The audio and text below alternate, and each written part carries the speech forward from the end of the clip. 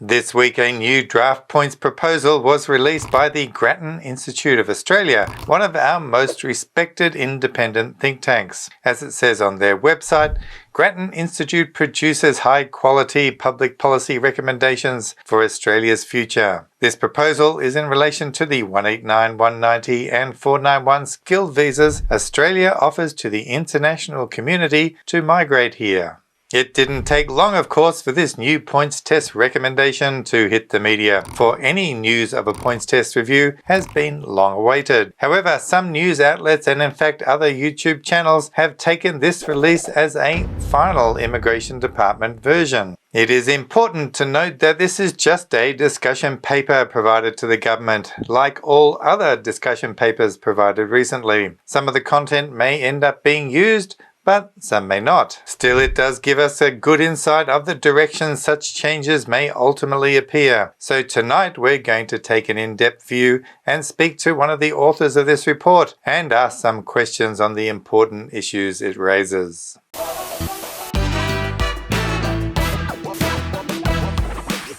Hi, I'm Karl Konrad, and if you have not tuned in before, welcome. In our weekly news edition, we will bring you all the migration news from Australia, plus an in-depth analysis based upon our 25 years of running a professional practice right here in the heart of Sydney.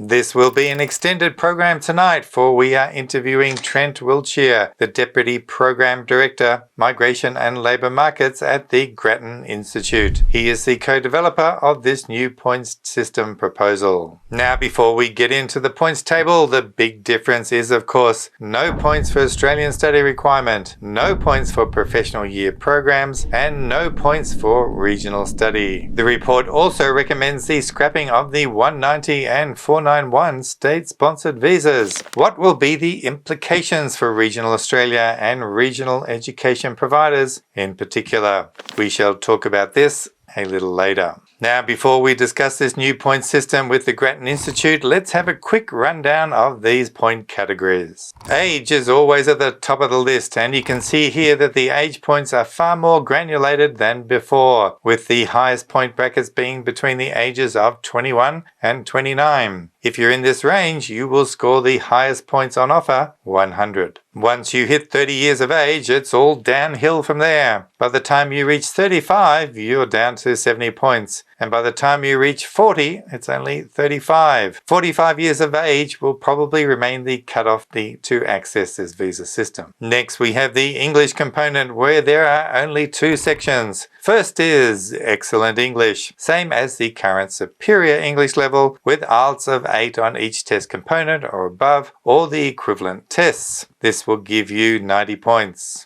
Next is Very Good English, replacing the Proficient title with an IELTS result of at least 7 on each, and this will give you 45 points. Competent English gives you 0 points, like the current points table, and also will be the minimum level needed to put an EOI on the system, and that is, of course, 6.0 on each of the test components of IELTS. Next comes the education category. An applicant with a PhD education will gain 60 points. Holding a bachelor degree or higher from one of the top 20 globally ranked universities is 45 points. We'll leave a link to that ranking in the description of this video. As far as Australian universities are concerned, the University of Melbourne, the University of Sydney, and the University of New South Wales will currently make this grade. For the rest of us normal people who went to normal universities, with a bachelor degree or higher, it's just 30 points. If you hold at least a Certificate 3 or higher, then it's 15 points. Now, the next category just seems to be a statement. An applicant needs to have a suitable skill assessment for skill level 1, 2, or 3 at the time of invitation to access this system. This skill level is the Australian and New Zealand Standard Classification of Occupations, otherwise known as ANSCO. It is also important to note that ANSCO should be significantly updated by the end of this year. There are no points allocated for just holding a skill assessment. Next, we have work experience. At least 2 years of overseas or Australian work experience at skill level 1 is 50 points, and at skill level 2 is 15 points. No points are awarded for work experience at skill level 3, which really leaves the trade occupations out in the cold. Next is points based upon Australian work experience or a job offer. An income range of $120,000 per year to $70,000 per year results in 90, 70, 50, 40 and 30 points. And surprisingly, community language points remain,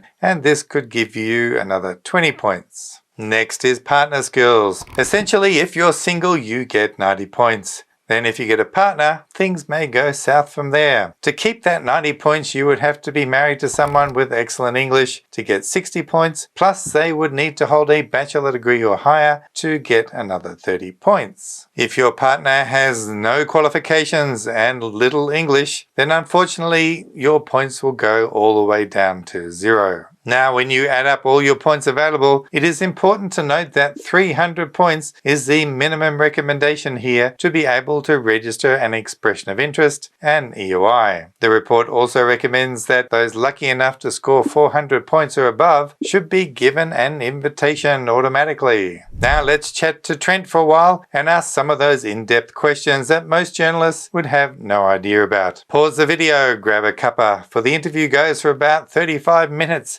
covering some very important issues.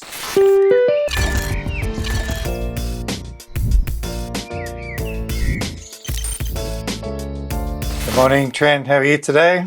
Well, thank you. How are you? I'm good, thanks. So thanks for agreeing to be interviewed today over the points test. No worries. And I must say I've been a fan of Grattan for a long time, reading a lot of your reports about migration issues in particular, of course. Good to hear, yeah.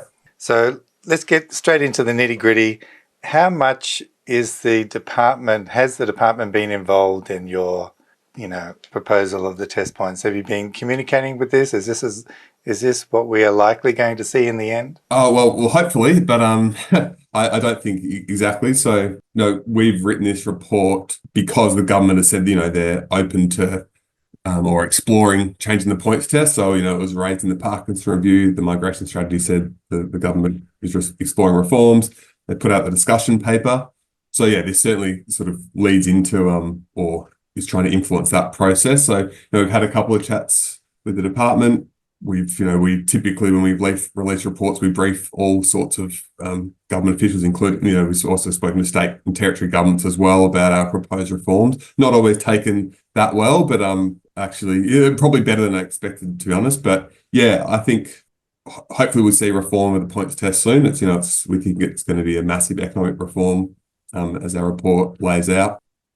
Given all that's happening in the migration world, this sort of reform probably takes a back seat to some of the more immediate concerns or challenges. So yeah, I think we'll see something happen, but it might be not until next year. I mean, out in the public arena, people are already saying this is the points test, sort of advertising as, this is what we're going to expect. I think because yours has the only points test, full development of a points test that's out there, people are thinking this is going to be it. This is the new points test. But of course, it's still just a draft. Yeah, it is. Well, it's a recommendation, I would say. So, the big changes that we propose are different or more points for high wage and high skill work rather than based on the length of work experience, and getting rid of what we term sort of the bonus points. So things for Australian study, regional study, professional year, and specialist education. They're probably the really big changes. The other ones, suggest it's just a lot of more tweaking around age and education, English language. Yeah, so these major changes of taking away the Australian study points, the study regional, the professional year program, we're really going back to the future here, because this is really the points test similar to before John Howard made his reforms right back over 25 years ago when I first started. So it seems to me, in my seat, we're just doing a full circle. Yeah, I think that's probably right. So I think the points test things have sort of crept in there that probably, undermine the true intent of the points test, and that's to offer permanent visas to people that have the biggest economic impact over their lifetimes. The tricky part, I think, when talking about skilled migration is that we take a sort of economic lens in terms of we want to maximise the economic benefit from our skilled migration program. That's kind of the purpose of the skilled migration program, noting that all migrants that come here make an important contribution to our society. But particularly the points test, it's a brutal sort of ranking of people based on characteristics. So, if we're going to do that, let's do it right and try and maximise the success, the sort of impact. The other thing, we think some of our changes will actually help in terms of not leaving people in limbo. So the skilled work experience changes, we think that's a really big one. So, under our proposal, if you work in a high school job for 2 years, you get the maximum points you can get for skilled work experience, rather than people here for a long time sort of accruing points and maybe having minimal chance of actually getting a permanent visa. So it'll be more clear in a short time whether someone will be sort of eligible for the points visa, as well as relying more on the ranking of the point system rather than having at the moment the Department of Home Affairs, looking at occupational ceilings and really having a real occupational focus. We're really saying, let's have a pure focus on the points rankings. Well, that brings me to my next question, where you're talking about not having an occupation list, but include all Landsco skill level 1 to 3. So where does that leave focusing on the skills we really need? The carpenters, plumbers, construction teachers, if we're choosing from all these range of occupations? Yeah, great question. It's something that we've come up quite a lot. I think that the key part for what the points test should be trying to do is not looking at that short-term skill shortages. So it's about offering permanent visas to people that will earn the most over their lifetime and have them make the biggest economic contribution over the 30 to 40 years they're in the workforce. So that probably involves people changing occupations. So we did some analysis in the report looking at people with different skilled or that come here under different nominated occupations and whether they change occupations. And we see it a lot among people with the more transferable skills, say engineers or accountants. We said accountants move into marketing, into management. The healthcare professions, much more that people will stay in that profession. It's more of a narrow field. So we don't think the points tested visas should be used to try and plug holes or fill shortages. There's definitely a role for that for the temporary program. The temporary employer sponsored program, that's the sort of role for filling shortages. The question about what does this mean for skilled trades? Well, at the moment, very few skilled trades will currently get a points tested visa. So only 7% of independent points visa holders nominated a technician or trade occupation in recent times. When you say recent times, though, how long back are we talking about? That is from about 2013 to 2022. So, over the past sort of decade. Not so recent. Yeah, so relatively recent. Yeah, so not the sort of post-COVID return. And that compared to, so that's 7%. But in the employer-sponsored program, it's 27%. So the points are not really the way that trades workers have come in previously. We did some modelling to see, what our changes would mean. We think it's probably similar proportion, but maybe because we have more of a focus on earnings in Australia, given that tradies are in demand, tradies that come here working on a TSS visa, they're earning good money. They're a really good shot for a points to the visa if they have a minimum Cert 3 qualification, which pretty much they all would. Yeah. So when I looked at the point structure and I looked at a tradesperson, virtually it's nearly, because you don't give points for certificate skill level 3 work experience points, it's nearly impossible for them to even reach 300 points. Well, depends on we're giving a lot of weight to English language skills. Yeah, I've calculated that. That's like maximum English, the very maximum points they can score. You're looking at about 295, and maybe if they have credentialed community language points just over the line. But in reality, the people who've got that superior English normally are from English-speaking countries. So the points test for tradespeople in particular, and most tradespeople don't have great English, let's face it.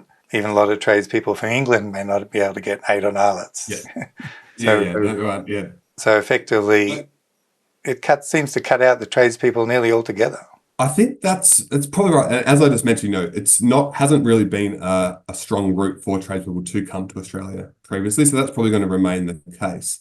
And I think an important part of this report, this report was focused on how to reform the points test. Over the past 3 years, Grattan's done a number of reports on how we can reform skilled migration in general. So, we shouldn't probably look at this in isolation. We also say, employer sponsorship needs reform as well. A big part of that is opening that up to more occupations if you're earning over $85,000 a year. And for a lot of skilled trades, that would certainly be an option. It's also about, making it less complex, less costly for employers, engaging employers in this. In our points report, we talk about how can the federal government make it easier for state governments to nominate workers for employer sponsorship rather than relying on the state and regional visas. Oh yeah, I mean, I definitely have read the issues in the report and I agree with you. But from a professional practice point of view, most employers are not willing to sponsor people who are offshore they've never met. So the majority of that 186, 482 to 186 program is for people who are already here.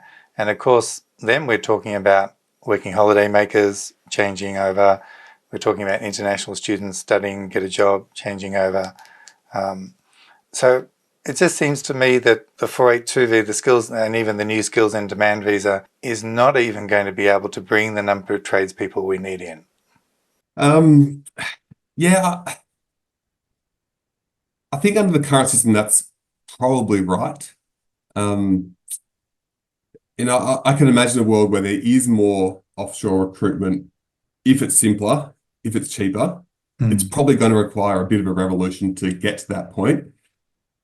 The fact that, trade skills are so in demand at the moment, we might see some government initiatives to try and get that sort of offshore recruitment happening a little bit more. For example, you look at WA in terms of they offer for their state nominated visa, they offer $10,000 to construction workers and employers to get that process going. So you can imagine something like that may happen for construction to sort of accelerate that flow. Noting, we have got a large number of people here on temporary visas looking to move to different visas. So, there's that option as well, and opening up more training avenues for for international students to do trades as well.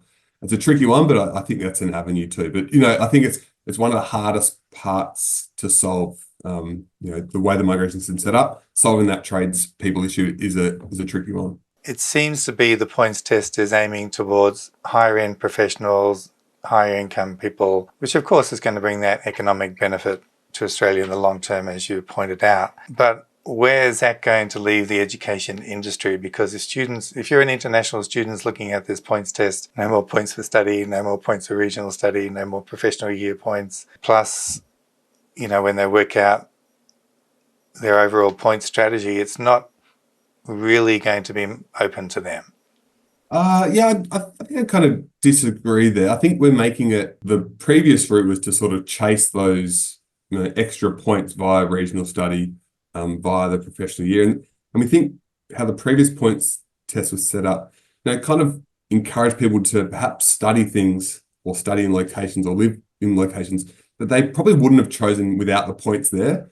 We sort of have this points test that aligns incentives, what people would have done anyway without being influenced by the points test. And it's a pretty simple pathway, I guess, under our new points test. And that is the way to get a permanent visa is to study what you're good at, to move on to a graduate visa, to get a job. And we've, again, our broader reforms, we've outlined a whole bunch of reforms to the graduate visa to make that, improve that. And then, if you've got a job in Australia and you're working at a skill level 1 occupation, putting a university degree to use, you're a very good chance of getting a points visa, regardless of the occupation you study. So we think that there'll be less sort of bunching in occupations such as accounting or IT. Still probably be popular degrees given they're very transferable skills, as I mentioned before. But it's about getting that Australian work experience and the high skill level job that, will open up the chance for a points visa. And that's not, we certainly understand that international students, graduates, people from overseas do face a lot of barriers when trying to enter the Australian workforce. And that's clearly the case. We recommend a whole bunch of things that universities and governments should do to give people coming here a better chance to enter our labour market and succeed in our labour market. So that's another side of reform that needs to be done too in combination with this points test. Yeah, just on a side note there about the 485 visa, you're aware of the new 35 age limit that they're coming in, and that's left many international students out in the cold because there's no grandfathering clause available. And the government has already relented now for PhD and Masters by Research students. How does Grattan feel about all those other Masters of coursework, vocational students, bachelor degree students who are over 35, who now have no access, potential access to the 485 visa? So we did also propose that the maximum age should come down because, to align with how the points test is set up. So, the reality is that people in their late 30s or 40s are going to find it hard to get a points tested visa relative to a younger person. That's sort of how it's set up currently, and we think it should be in the future. It does seem like people that came here with the expectation of the graduate visa at that time probably deserve the chance to move on to it. Noting, even under the current test, the chance of getting a permanent visa are going to be difficult. So we wanted to sort of promote that change because it does leave people in limbo if, the chance of getting a permanent visa are very low. Being here on multiple temporary visas isn't, a great outcome. So I can certainly see that there's probably a decent argument for pushing that out another year or two to give people a chance. But, it is a tricky balancing act. Yeah, and it also stops these people getting their skill assessments that they need because they need the graduate visa to do that. I'm wondering, is Grattan prepared to come out with a statement and say, please give these students a grandfather clause who have already studied, let them access the graduate visa?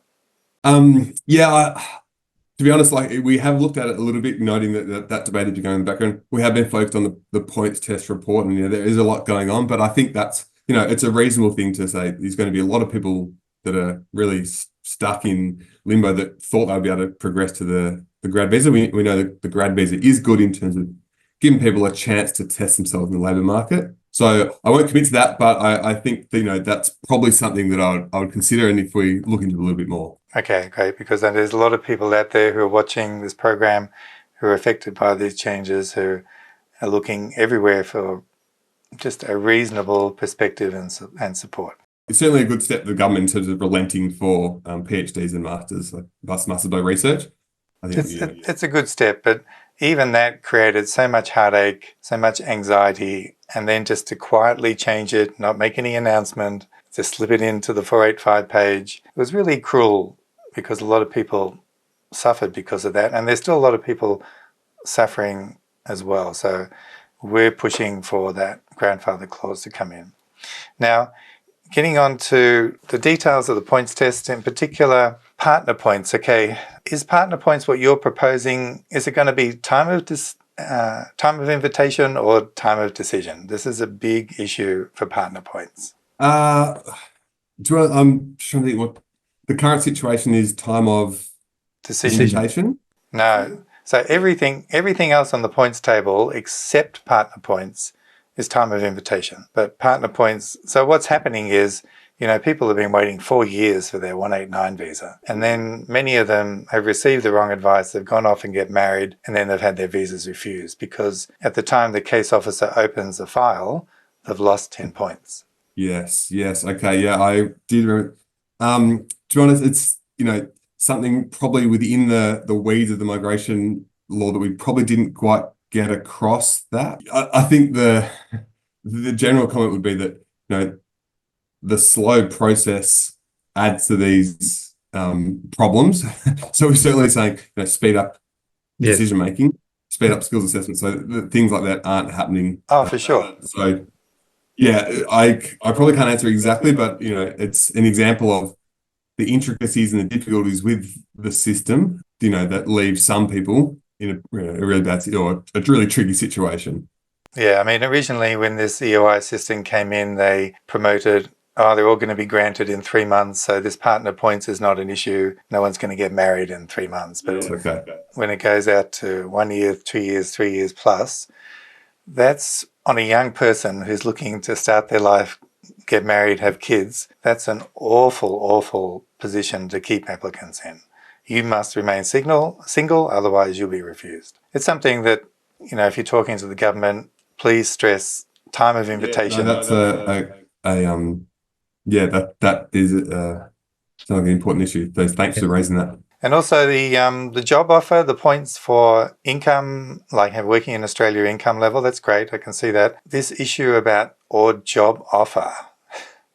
Now, in the past, many, many years ago, there was such an integrity issue, even organised crime issue about job offers being paid for. And then again, is this job offer time of invitation? Because if it's time of invitations, that's okay. But if it's time of decision, what happens if the job offer is withdrawn or the business goes out of doesn't trade anymore? So there's a lot of issues about the job offer, I think. Yeah, no, it was something we tossed up a lot whether to include it. We didn't want to disadvantage offshore people too much. That's why we wanted to keep a way for someone to come here directly. Look, we think it's probably going to be a very small number of people would go by the job offer route, given the delays, given the fact you go by employer sponsorship, you come here on a temporary visa. So in reality, probably going to be a very small number would come by the job offer route. We've narrowed it down to a subset of jobs too. So government bodies, previously approved sponsors as well. So it's a small subset. It'll probably be for, you think, very high skilled jobs where an employer is willing to, make that offer, wait however long it takes for that person to get approved, knowing they're probably going to be very high scoring, so they're going to guarantee the visa, even if it takes a while to process. It's it's an avenue, but I don't think it'll be a particularly popular one. So you mentioned that the job offer isn't going to be used for all occupations then? It depends on the employer. So who's making the job offer. So only public sector and approved sponsors under the temporary and the permanent employer sponsorship system. So a fairly small number of employers. We've talked about, the long-term benefit of having these high flyers, highly paid people to the economy. And I think in the paper this morning, they were talking about over 30 years, $84 billion to strengthen the economy. I don't know if you've read that article or not yet. SBS put it out. And I can understand that, but in reality, the education industry is looking at a doomsday projection. So that $47 billion per year that we're getting per year, how much of that have you factored into will be impacted? Yeah, we've certainly thought about the impact on the international education sector. Obviously, a big success story, huge export for us. I think we probably say, the government steps to sort of crack down on the lower end of the vets providers. That's the first step to take in terms of improving the system. So, I can imagine a world where the future education sector is perhaps slightly smaller and more tilted towards our top tier providers. What's been happening over the past 6 to 12 months is really rough on applicants in terms of, they're really opaque decision making, higher rates of visa rejections from certain countries or for certain institutions that potentially don't seem to align with what the previous decision making was. So I don't think that's not it hasn't been a good outcome. I think we're moving towards, hopefully a better system where it's clear in terms of, I think the genuine student test will be better than the genuine temporary entrant test, removing the bonus points for Australian and regional study. At first glance seems to make it harder for less attractive for unis, but as I mentioned, I think we're making a clearer pathway for people to sort of pursue the careers they want without sort of distorting choices. From my perspective, I've been in this business before the incentives to students even started. It is different times because back then Australia couldn't even meet its quota. They couldn't even get enough people to fill its annual quotas.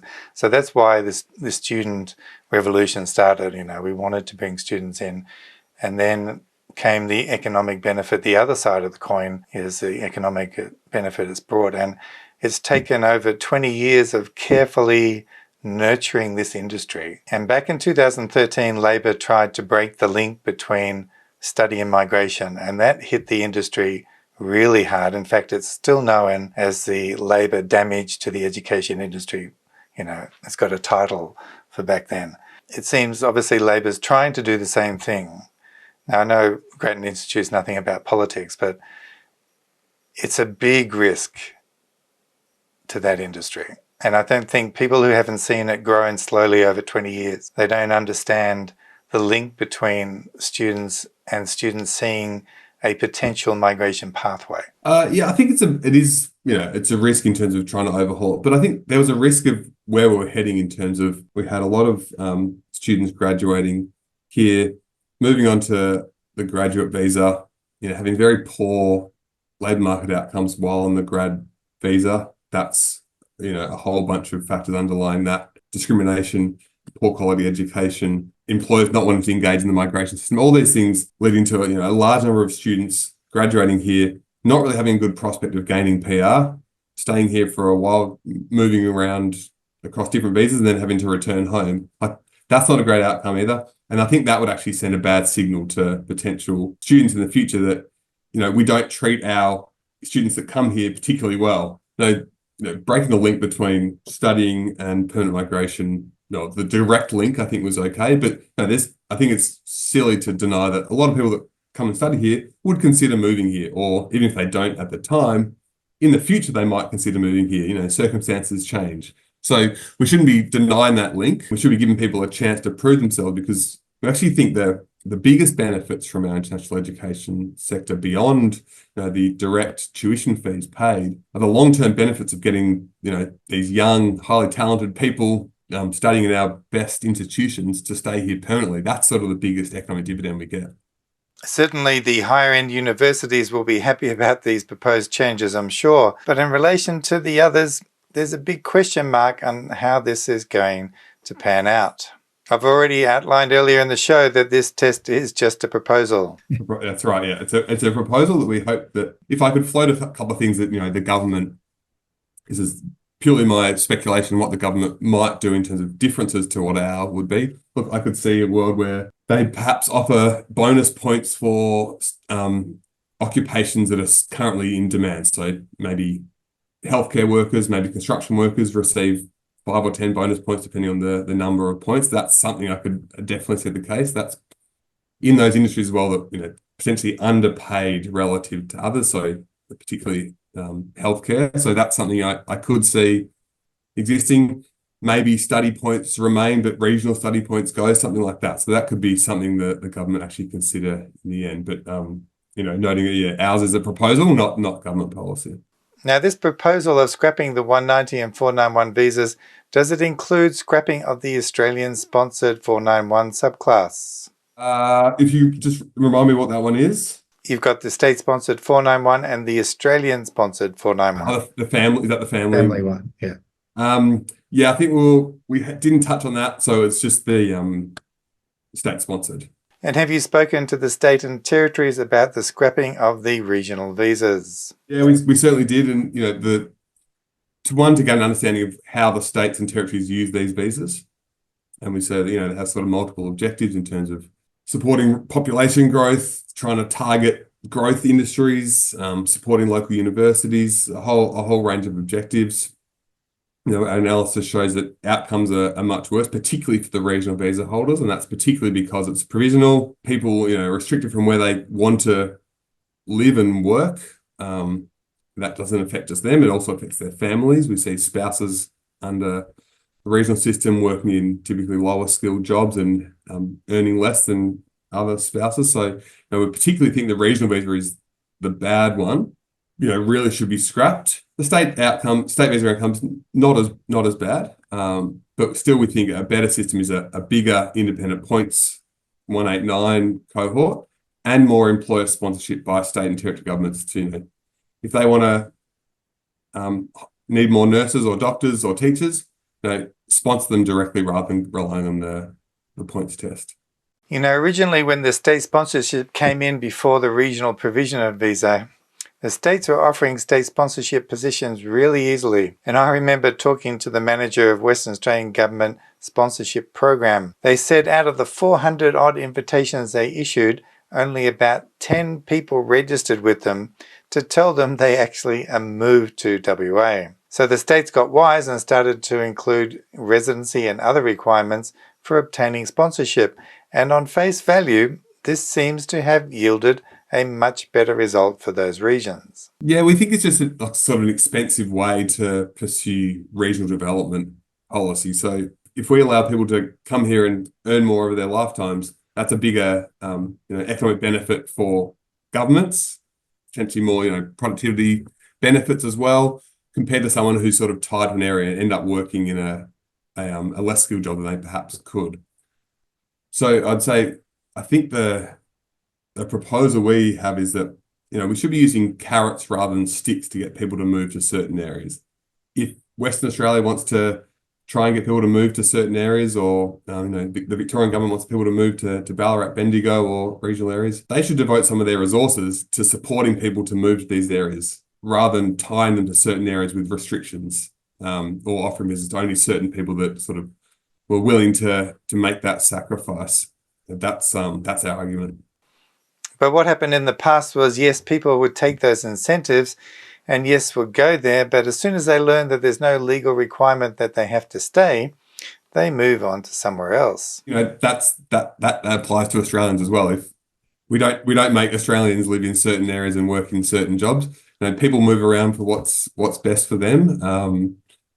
That's where I think, if we want to pursue regional development policy, it's not all about migration trying to force people to certain areas. Let's make places more attractive, using broader policies rather than tying people down with restrictions on where they can live.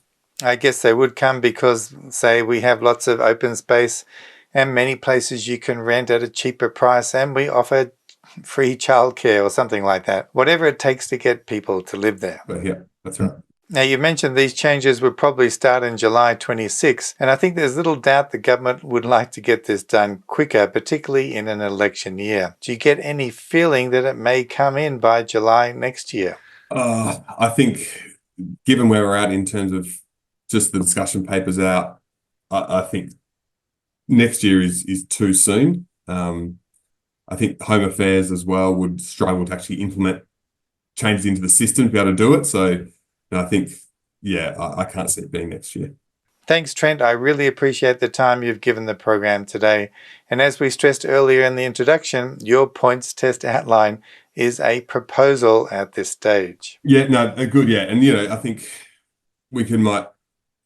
people should see it as a potential way that things are heading, but by no means the actual points test. And as I mentioned before, there's probably some elements of this that the government will take on in some shape or form, but this is not the final points test. Although we think this is probably a really good improvement to the system. But yeah, it's under consideration by government, as it will be by all people that submit to the process. Nice chat with you today, and let's hope we can have more chats in the future about migration issue, because that's what my viewers are interested in. Thanks, Karl. Appreciate it.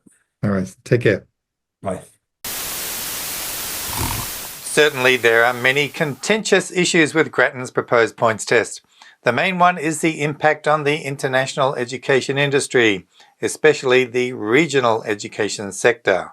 It is possible if students stay away, this will affect local jobs and probably push Australia into a full-on recession. With all of this complaining about international students, remember they have been the ones to save us through the global financial crisis, help us through the pandemic, and now push a huge boost to our GDP. There must be a way to supply these students with a pathway to permanent residency and simultaneously source overseas local talents through the skill visas. If we try and break the connection between education and permanent residency or reduce it to a trickle, then we are destroying an industry that took over 2 decades to carefully foster. Now, the Grattan point system effectively excludes trade workers and will certainly not send the appropriate signal to the people we need the most. Even if the tradespeople use the 189 visa, let's say about the 10% rate, that is 10% that we cannot afford to lose.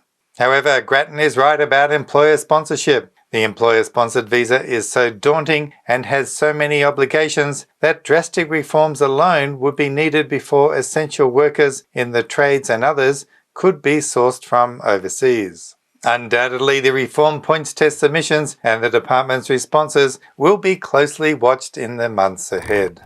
Now, the Grattan Institute has their own podcast on their website, and it goes a long way also to explain the details about this point system. I'll leave a link to that podcast in the description of this video. You will note in the interview supporting the grandfather clause for the age cutoff and the 485 visa has not been forgotten. Next week we have an interview with Helena, a carpenter student in regional Queensland who will be effectively removed from the 485 visa program after July. And at the end of this week, the public petition for this 485 age issue has reached over 18,000, which means it can still reach up to 20,000 by the time it closes in a few days' time. So please, all of you, this is the last weekend that counts. Help us reach that figure so we can send a huge statement to the department about those changes as being completely unfair. I'll leave a link to the petition in the description of this video. It has been another busy week, and thanks to all of you for your continued support for this channel. To those of you in Australia, enjoy your long weekend. As always, take care out there, and I'll see you next time. So bye for now.